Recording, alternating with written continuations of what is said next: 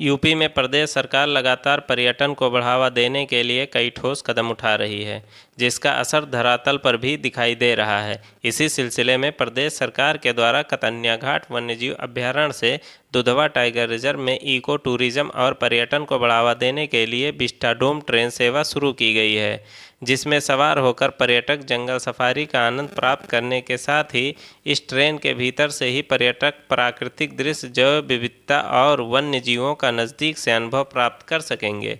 इस सेवा के शुरू होने से कतन्या घाट और दुधवा नेशनल टाइगर रिजर्व के जंगल सफारी को एक विशेष पहचान भी मिलेगी।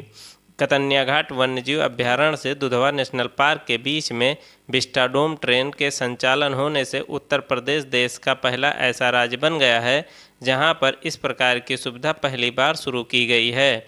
इस ट्रेन की सुविधा पर्यटकों को शुरुआती दिनों में शनिवार और रविवार को मिलेगी, लेकिन आने वाले कुछ दिनों के बाद यह सुविधा पर्यटक के लिए सप्ताह के 7 दिन शुरू किया जाएगा, जिससे इस क्षेत्र में पर्यटन और रोजगार के कई अवसर बढ़ेंगे, जिसका लाभ आसानी से स्थानीय लोग उठा सकेंगे। वहीं इस ऐतिहासिक पहल पर पर्यटन विभाग के द्वारा बताया गया है कि सीएम योगी आदित्यनाथ प्रदेश के वन क्षेत्रों को वन डेस्टिनेशन 3 फॉरेस्ट के रूप में राष्ट्रीय और अंतर्राष्ट्रीय स्तर पर पहचान दिलाने के लिए लगातार प्रयास कर रहे हैं, जिसके तहत दुधवा नेशनल पार्क, कतन्या घाट और किशनपुर वन्यजीव अभयारण्य को एकीकृत किया गया है, जहां पर पर्यटक जंगल सफारी का रोमांचक आनंद विस्टाडोम ट्रेन से सफ़र करके प्राप्त कर सकेंगे।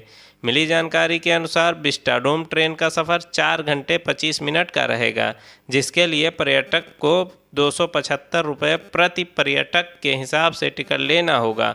जो पर्यटक इस खास ट्रेन की यात्रा करना चाहते हैं, उन्हें यह ट्रेन बहराइच के बिछिया स्टेशन और लखीमपुर खीरी के मैलानी स्टेशन से मिलेगी।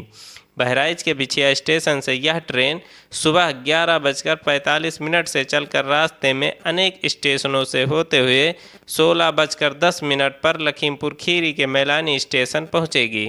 इसके बाद इस ट्रेन की वापसी मैलानी से सुबह 6:05 पर है, जो बहराइच के बिछिया स्टेशन पर 10:30 पर पहुंचेगी। अपने जनपद और मंडल की अन्य महत्वपूर्ण खबरों के लिए हमारे चैनल द प्रजातंत्र को लाइक और सब्सक्राइब करें।